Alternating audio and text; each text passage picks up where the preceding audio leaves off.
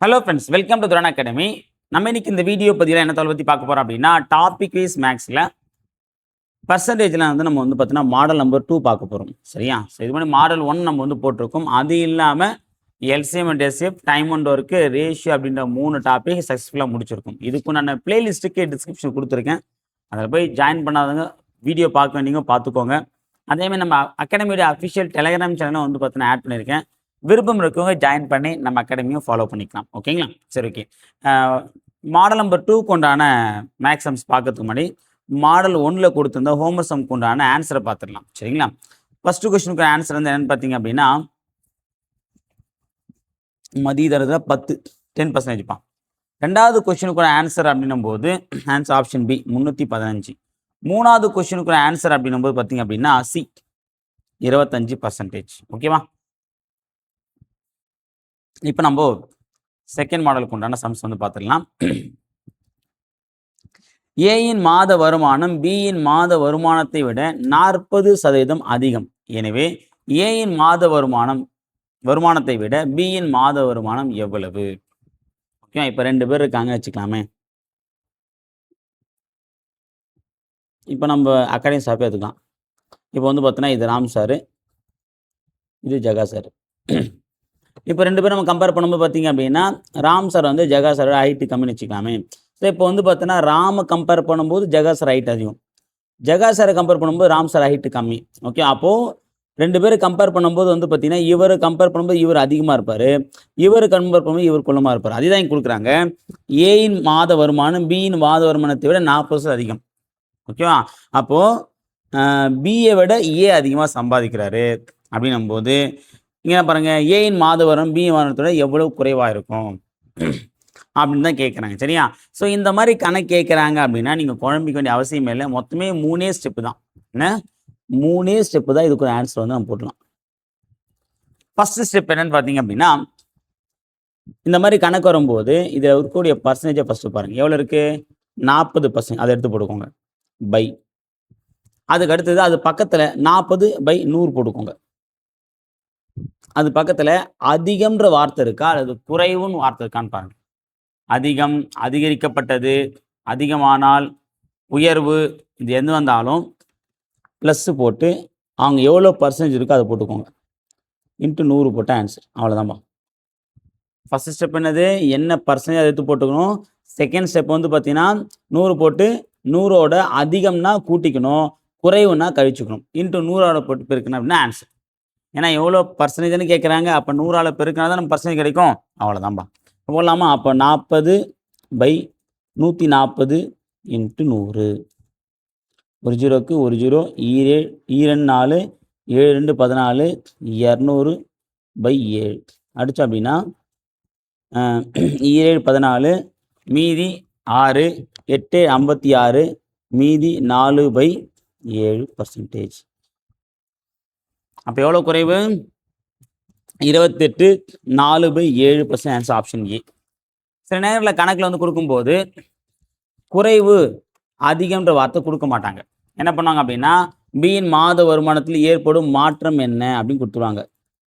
So அப்போது குறைவு அதிகமானதை நாம தான் கண்டுபிடிக்கணும். அது எப்படி கண்டுபிடிக்கலாம்? இங்கே அதிகம்னா இங்கே குறைவு, இங்கே குறைவுனா இங்கே அதிகம். சரியா? ஞாபகம் வச்சுக்கோங்க. இதே மாதிரி 28 4/7 அதிகம் குறைவு 2 ஆப்ஷன் வச்சுருவாங்க. அப்போ நம்ம என்ன பண்ணோம்? இந்த 28 4/7 மட்டும் மைண்ட் வச்சுக்கூடாது. அதிகமாக குறைவாக கொஷின் என்ன கேட்டிருக்காங்கன்றத ஒரு வாட்டி பார்த்துக்கணும். சரிங்களா? அடுத்த கொஷின் பாருங்கள். ஏயின் ஊதியம் பியின் ஊதியத்தை விட 20% குறைவாக இருந்தால் பியின் ஊதியம் ஏயின் ஊதியத்தை விட எவ்வளவு விழுக்காடு அதிகம்? ஓகேவா? என்ன பார்த்தோம்? இந்த மாதிரி கொஸ்டின் வந்தால் ஃபஸ்ட்டு எவ்வளோ பர்சன்ட்? 20. அதை போட்டுக்கோங்க.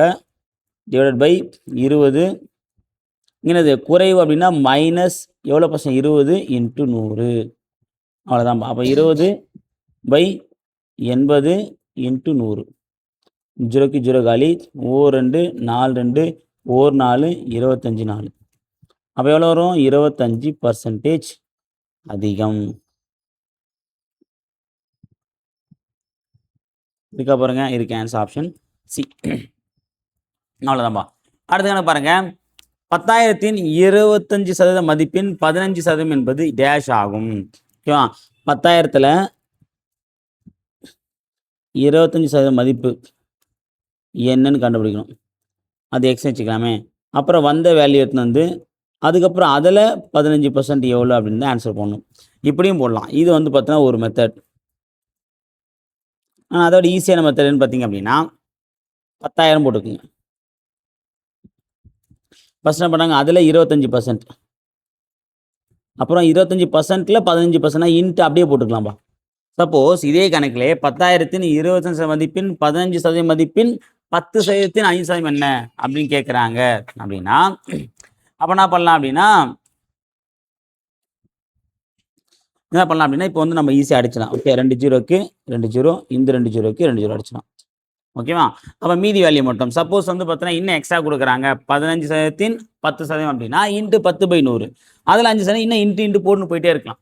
இனிமேல் தனித்தனியாகவும் போட்டு கண்டுபிடிக்கலாம், ஒன்றா போட்டும் கண்டுபிடிக்கலாம். இப்போ பாருங்கள், இதில் கண்டுபிடிச்சிங்க அப்படின்னா 2 0க்கு 2 0 அடிச்சிடும் அப்படின்னா 25 2 0 வரும். அப்புறம் இந்த 25 2500 இங்கே போட்டோம் அப்படின்னா இங்கே 2 0 அடிச்சுனா போடுவாங்க. 25 15 போட்டால் வரும் 250. 25 இன்ட்டு 15 போடும்போது 250. 5 25க்கு 5 2 7 5 10 12 5 7 3 375. அப்போ இங்கேயும் 375 தான், இங்கேயும் 375 தான். அப்போது 2 ஸ்டெப்பாக போட்டாலும் அதே தான், ஒரே ஸ்டெப்பாக போட்டாலும் அதே ஆன்சர் தான். ஓகே, அப்போ ஆன்சர் என்னது 375, ஆன்சர் ஆப்ஷன் ஏ. ஓகேங்களா? அடுத்தது 640ல் 45% ப்ளஸ் 450ல் 64% ஈக்குவல் டு 1440ல் -%. இது ஒரு ஈக்குவேஷன் மாதிரி கொடுத்துருக்காங்க. அதாவது 640 45%. அப்போ அது எப்படி இல்லைன்னா 640 இன்ட்டு 45/100 ப்ளஸ் 450ல் 64%. அப்போ 64/100. இது எதற்கு சமம் அப்படின்னா 1440 எத்தனை சதவீதத்திற்கு சமம்னு கேட்குறாங்க. அப்போ அந்த எக்ஸ் போட்டுக்கலாம். இந்த எக்ஸ் வேல்யூ தான் கண்டுபிடிக்கணும். அப்போ இதை நம்ம வந்து பார்த்தோன்னா ரெண்டுத்தையும் அடித்து கூட்டினா நமக்கு ஆன்சர் வரும். அதை எடுத்து இங்கே ஈக்குவல் பண்ணால் ஆன்சர் போட்டலாம். அவ்வளோதான்பா. ஓகே, அந்த இல்னா என்ன அப்படின்னா 640 45%. ஏன்னா பர்சன்டேஜ் போட்டோன்னா சொல்லியிருக்கேன், பர்சன்டேஜ் கீழே 100 இருக்கிறதா அர்த்தம். ஓகே, ஞாபகம் வச்சுக்கோங்க. இப்போ அடிக்கலாமா? 0க்கு 0 25 95 02 32 2. 0க்கு 0 25 95 32 2. அப்போது ரொம்ப 18க்கு 8 39 27 1 28. அப்போ 288 plus 288 equal to 1440 into x/100. இப்போ ரெண்டு கூட்டம் வரும் 8 16 6 500 400 400 8 16 17 1 576. அப்போது எக்ஸுடைய வேல்யூ அப்படின்னும் போது பார்த்தீங்கன்னா இப்போ எக்ஸ் தான் தேவை. இப்போ 100 வந்தால் மேலே வந்துடுமா? இன்ட்டு இங்கே ஆல்ரெடி 576 இருக்கா, டிவைட் பை இந்த 1440 கீழே வந்துடும். 0க்கு 0 காலி. 12 144 4 48 8 96 அடிச்சா 1 12 4 48 4 × 10 40. அப்போ 40%. அவ்வளோதான் ஆன்சர். அப்போ ஆன்சர் ஆப்ஷன் பி. சரிங்களா? அடுத்து என்ன பாருங்கள், ஓர் எண்ணின் 60%இலிருந்து 60 கழித்தால் 60 கிடைக்கும் எனில் அந்த எண் என்ன? ஒரு எண், அந்த எண் என்னன்னு தெரியாது, அந்த எண்ணுடைய 60%. அப்போ 60/100. ஒரு எண்ணுடைய 60%னா அப்போ 60/100. அதிலிருந்து 60 கழிக்கிறான். அப்போ -60 கழிச்சா என்ன ஆன்சர் கிடைக்குது? 60 கிடைக்குது. அவ்வளோதான்பா. இதை நம்ம வர வச்சா போது ஆன்சர். இதுக்கப்புறம் ஈஸியாக போடலாம். அப்போது ஒரு எண்ணின் 60%னா 60/100. அதுலேருந்து 60 கழிச்சா -60 கழிச்சா என்ன கிடையாது? நமக்கு 60 கிடைக்கின்றாங்க. அப்போ இந்த -60 ஈக்குவல் போச்சுன்னா +60 ஆகிடுமா? அப்போ எக்ஸ் இன்ட்டு 60/100 ஈக்குவல் டு 120.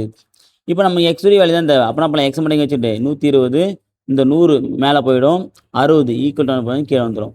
60 1 6 6 2 12. அப்போ 200. அப்போ எக்ஸுடைய அந்த எண் என்ன? 200.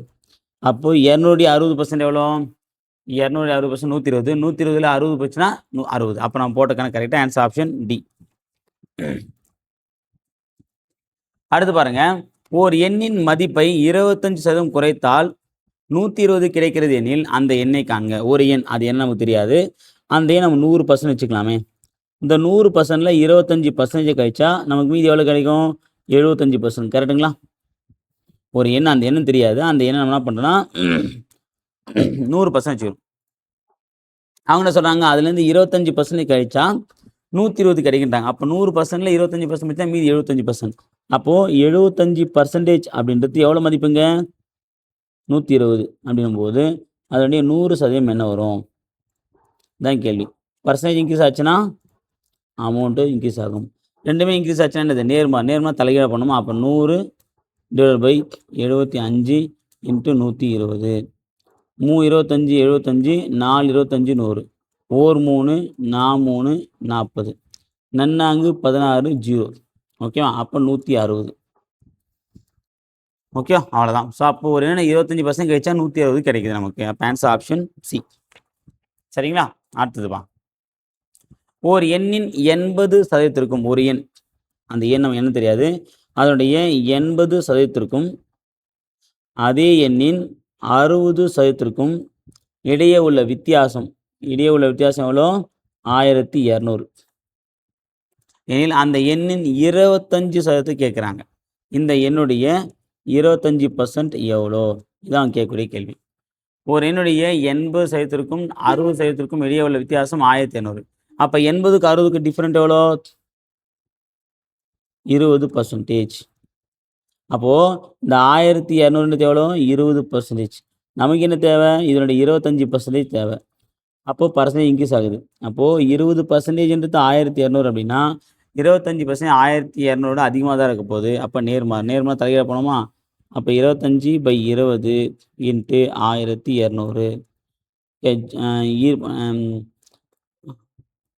0க்கு 0. 2 6 2 12 0 60. அப்போ 25 × 6 போட்டிங்கன்னா வரும் 5000 30 12 1200 + 300 1500பா. அப்போ மதிப்பு என்னது? அந்த எண்ணோட மதிப்பு வந்து பார்த்தீங்கன்னா 1500. Answer option C. அவ்வளோதான். அடுத்து பாருங்க, ஒரு தொழிலாளி 11,250 ஊக்கத்தொகையாக பெறுகின்றனர். இந்த தொகை அவர் தம் ஆண்டு வருமானத்தில் 15% எனில் அவரின் மாத வருமானம் என்ன?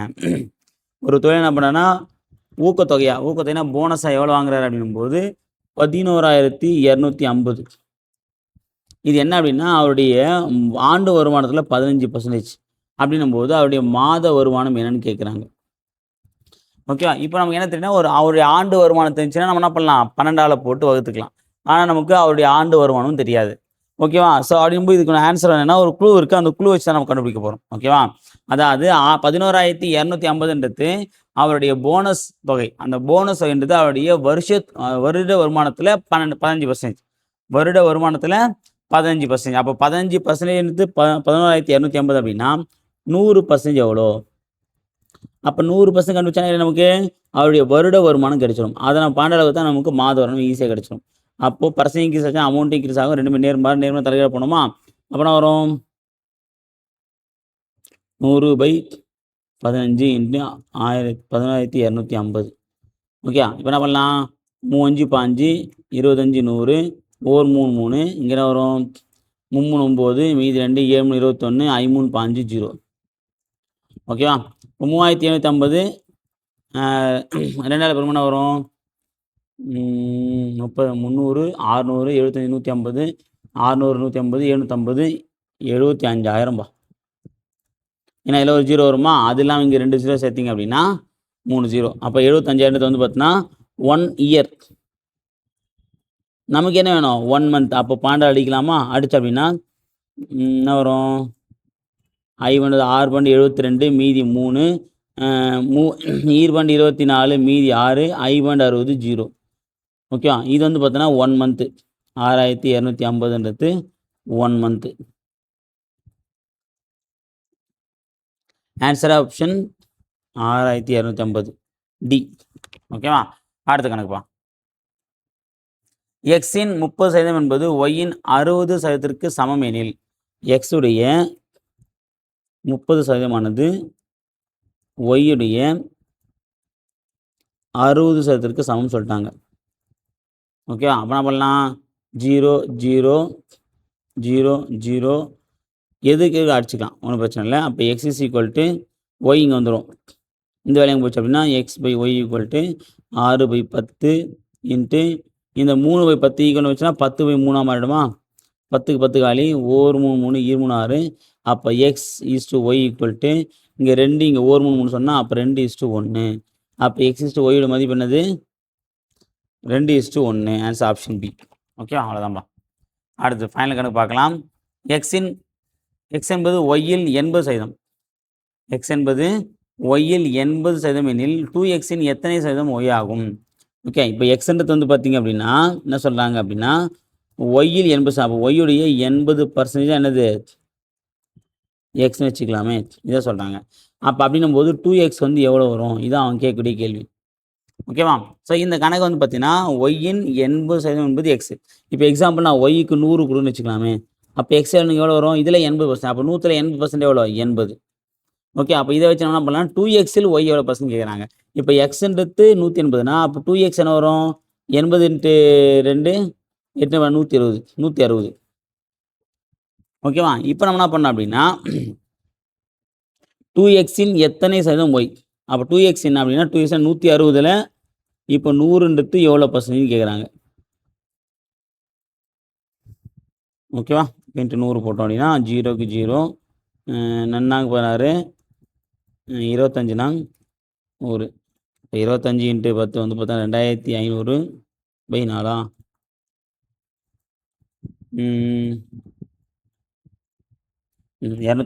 ஏன்னா ஒரு 0 அடிச்சிடும்ல. 254 போட்டோம் அப்படின்னா வரும் 6 நாங் 24 4 8 மீதி 2 எவ்வளோது? 4%. இந்த 2 4 அடிக்கலாமா? 1 2 2 அடிக்கலாமா? அப்போ 62 1/2%. ஓகேவா? சமயம் எக்ஸ் ஃபைவ்ல கொடுத்தாங்கன்னா கொஞ்சம் டிஃபிகல்ட்டாக இருக்காமல் இருக்கும். கணக்கு 2 முன்னாடி பார்த்தீங்கன்னா ஈஸியாக வந்து புரிஞ்சிடும். சரிங்களா? ஓகே, ஸோ இந்த சமுக்கு உண்டான மாடலுக்கு உண்டான ஹோம்ஒர்க் சம் கொடுத்துருக்கேன். ட்ரை பண்ணி பாருங்கள். ஏயின் ஊதியம் பியின் வீதத்தை விட 20% குறைவு. அப்போ குறைவுனாலே அவளை முடிஞ்சு வச்சு தர கணக்கு. அடுத்தது ஒரு எண்ணின் 40%லேருந்து 40 கிடைத்தால் 40 கிடைக்கும் நிலை. இதுவும் என்னன்றது நம்ம சொல்லிட்டோம். அடுத்து ஒரு எண்ணின் 300%ஆனது 120 எண்ணில் அவ்வெண்ணின் 60% எவ்வளோன்னு கேட்குறாங்க. ஓகே, இது 3த்துக்கு உண்டான ஆன்சரை கீழே கமெண்ட்டில் வந்து தெரியப்படுத்துங்க. சரிங்களா? ஓகே, நாளை அடுத்த வீடியோ போய் நான் சந்திக்கிறேன். அதுவரை உங்களிடம் இருப்பது நான் உங்கள் தேங்க்யூ.